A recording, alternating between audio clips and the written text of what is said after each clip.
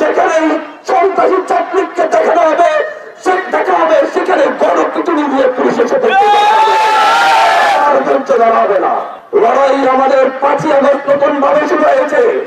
আমরা এই লড়াই লড়ছি, এই লড়াই আমরা লড়ে যাব, এই লড়াই দীর্ঘ হবে, তবে আমাদের পথ শেষ হবে না। ধন্যবাদ জানাচ্ছি আজকের এখানে আগত ছাত্র জনতাকে। শুধু একটা কথাই আমাদের উদ্দেশ্য, একটা কথাই আমরা বলবো, এই বাংলাদেশে হাজার হাজার বছর ধরে সাম্প্রদায়িক সম্প্রীতির সাথে দেশের মানুষ বসবাস করে এসেছে। একদিন এক আলিমকে হত্যা করে যদি আপনারা ভেবে থাকেন হিন্দু মুসলিম বৌদ্ধ খ্রিস্টান সকলকে মুখোমুখি দাঁড় করাবেন, তা আপনাদের দুঃস্বপ্নে পরিণত হবে।